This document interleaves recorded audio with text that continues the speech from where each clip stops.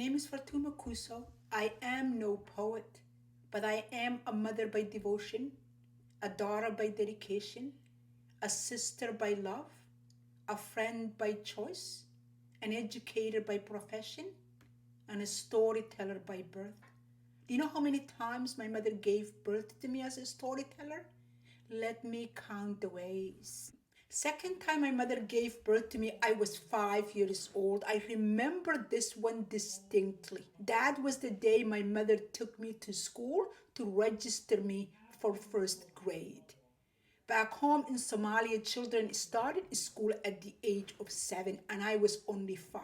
So she took me to school and started telling the principal, and he was filling the forms. And when he came to my birth date and she told me, and he said, she can't start school. She's only 5 years old. And she said, no. She is 5 years old biologically, but she is smarter than all the 7-year-olds you are going to have here. And the principal said, no, that is the rule. We have to register the children when they turn 7. I can't take her at the age of 5. And my mother couldn't read or write, and she always told my sister and I she wanted us to get the best education possible. And here she wanted me to get a head start. So the principal said, no, I can't take her. She's not 7 years old. She said, look how smart she is. And she turned to me and she said, do you want me to tell you a story? And I said, yes. What story?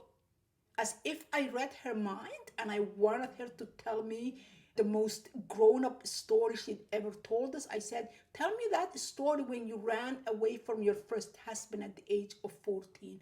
My mother was married at 14 to her first husband, which wasn't my father. It was well before she married my father. So she started the story, telling the story. This story is particularly grown-up story, not a story that most adults would think you tell children. But my mother was always unapologetically honest. So she started telling the stories, and she intentionally, maybe, I thought at the time, skipping parts. And I would say, no, mom, you missed this part. No, stop, go back. You left this part out. And 5 minutes into the story, the principal was shocked to maybe what my mother was saying or how I was responding to it. And he said, stop, I am going to register her. And that day, my mother gave birth to me as a storyteller. One who understands telling your story will get you places.